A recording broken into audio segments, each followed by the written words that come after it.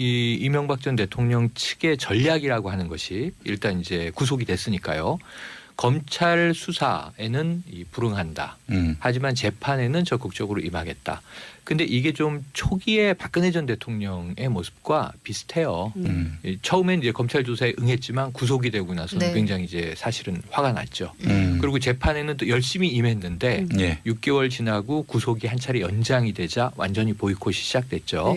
그런데 지금 이게 정치적인 행보다 이렇게 이제 해석이 되고 있는데 과연 이것이 이명박 전 대통령 본인에게 유리하냐를 생각해 보면 그러기가 쉽지 않다. 왜냐하면 정치적인 전략과 대응은요. 정치 세력이 있어야 가능해요. 그런데 우리가 구속될 때나 또는 그 전에 이제 이 검찰 소환될 때나 지금 지지자가 보이질 않아요. 그런데 현역 정치들은 일부 있어요. 그러니까 지금 현재 아까 우리 자유한국당 얘기했습니다만 거기에 또 이 수석 대변인 맡고 있는 장제원 의원 같은 경우에는 유인촌 전 장관 등 해서요. 눈물도 흘렸고 그리고 이제 5년 후에 진실이 밝혀질 것이다 이런 이야기도 했고. 아니 근데 저는 참 장제원 의원한테 이상한 게 박근혜 전 대통령은 그러니까요. 구속돼도 당연하다. 그때는 청문회 스타였었죠. 그런데 이명박 전 대통령은 또 다른 잣대로 보고 있는 게 논리적으로 이게 어떻게 연결이 되는 건가? 그러니까 논리가 아니고 보수 정치인의 제가 보기에는 어떤 인맥과 라인 이런 걸로 해석이 되는데 그때는 맞고 아니 그러니까 지금은 틀리다. 비례대표 때 자기를 픽업해 준 사람이에요. 그러니까 친이계 의원이었어요. 의리 뭐 이런 건데요. 그러니까 조폭도 아니고 사실은 드러난 범죄 그리고 특히 이 이명박 범죄는 그 측근들이 다 얘기를 했거든요. 혐의가 몇 가지인가요? 그러니까요. 합리적으로 혐의가 생각을 18가지가 넘는 거고 사실 지금 사자방은 시작도 안 한 거거든요. 네, 그렇죠. 그 4대강 자원외교, 자식외교라고 불리는 자원외교 뭐 무기 관련해서 방산비리 이런 거 나오기 시작하면요. 어마어마한 건데 그럼 그 비리를 다 눈을 감는 것이 그게 정의란 말입니까? 이렇게 묻고 싶은 거죠. 박근혜 전 대통령도 18가지, 이명박 전 대통령도 18가지. 소름. 그러면 박근혜 전 대통령은 조금 늘어나서 이제 22가지. 그렇게 늘어났지만 이명박 전 대통령도 늘어날 가능성도 있고. 자, 그래서 이제 어쨌든 지금 제가 굉장히 주목해서 본 것은 이 수번을 받았어요. 716번을 배정받고 지금 이제 독거실 뭐 3평 남짓이라고 하죠. 11평방제곱미터인데 층 전체는 다 씁니다. 12층 전체를 쓴다고 하더라고요. 그렇지만 이제 갇혀 있는 방은 이제 불과 3평이죠. 근데 이게 또 이 누리꾼들이 숫자를 보면 뭘 자꾸 하고 싶은가 봐요. 그래서 이 박근혜 전 대통령 수번이 503번. 그 안에서 이제 503호, 716호 이렇게 이제 부르게 되는 건데 이 두 개 숫자를 더했더니 이제 1219번이 나와요. 숫자가. 그래서 이게 또 공교로워요. 12월 19일이 사실 조기 대선이라 바뀌었지 원래 그 대선일이잖아요.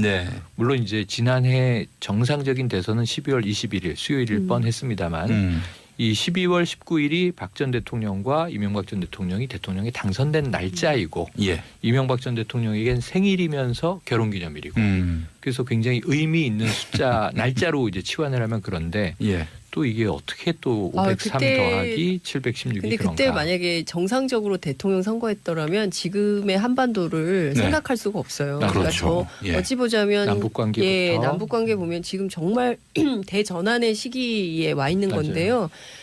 그때 선거했으면 안 돼요. 그러니까 5월에 하는 게 정말 잘했다. 5구 대선이 꼭 필요했다. 이런 생각이 듭니다.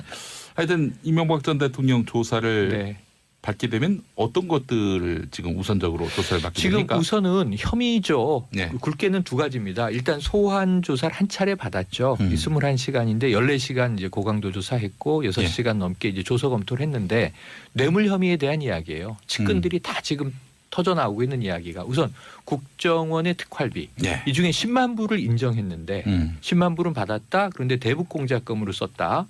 근데 이게 국정원에서 약 1억여 원을 받아서 청와대가 1억 원 정도를 대북 공작금으로 쓸 일이 도대체 뭔가.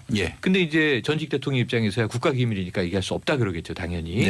그런데 지금 북한이 여기다가 노동신문 논평을 내서 네, 너무 웃겼어요 정말. 도적 왕초의 서투른 잔꾀. 만화 영화 같지 않아요? 진짜 제일 재미있는 뉴스였어요. 대북 공작금은 황당한 수작. 잔꾀.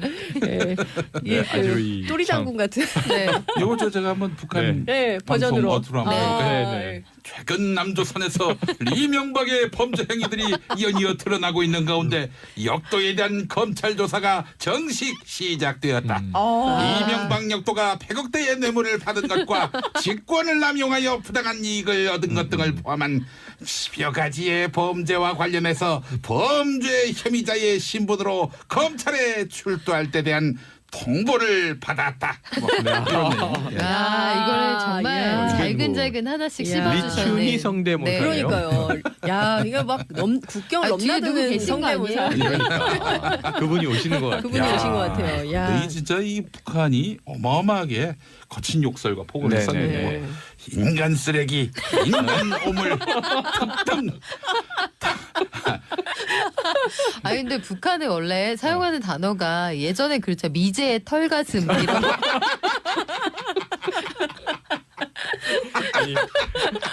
아유, 배 아파요. 네, 우리가 이런 민족입니다. 자, 하지만 이제 오는 주말에는 네. 이제 우리의 예술단이 그렇죠. 30일 북한에 가서 두 번의 공연을 멋지게 하는데 지금 너무 재밌었던 게 이 아마 윤상 단장이 싸이 카드를 내밀었다고 해요. 싸이. 그런데 왜냐하면 이게 남조선 최고의 지금 K-팝 강남 스타, 스타일.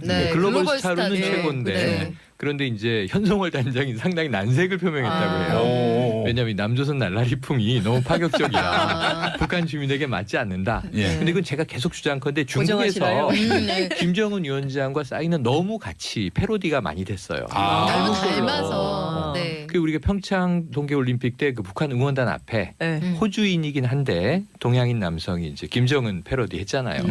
이게 좀 무리가 있었는데 싸이가 북한에 가긴 아직은 좀 시기상조가 아닐까 생각이 됩니다만 재밌는 이야기입니다. 아유 그래요. 참 뭐랄까 이명박 전 대통령 참 웃픈 현실이죠. 사실은 이게 뭐 안타까운 헌정사의 비극인데 전직 대통령이 줄줄이 감옥에 가는 것이 하지만 이게 법 앞에 정의가 바로 서 있다면 그 대통령이나 일반 시민이나 누구나 범죄가 있으면 벌을 받아야 되는 거죠.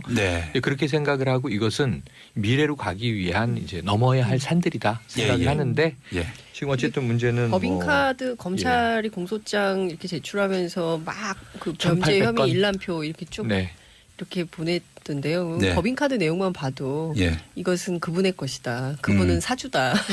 이렇게 입증이 되죠. 이게 제가 소개하기로 했던 것은 구치소 생활에 대한 간단한 에피소드인데 토요일 오전에는 가족면회를 했어요. 그 누구와 했나? 김노 교사나 이시영 씨 아들 같은 경우에는 지금 같이 공범 혐의로 돼 있으니 이게 그 어떤 면접 제한 이런 게 걸려 있지 않나 했는데 엄청 울더라고요. 그건 모르겠고 지금 둘째 딸이 면회를 했다라고 아까 이제 우리 기자님들이 전해주셨는데 또 하나는 이제 논현동 자택에서 성경책을 가지고 들어가서 어제는 일요일이었죠. 수감된 첫 성경책을 열심히 보셨다라고 하는 이 보도도 나와 있습니다.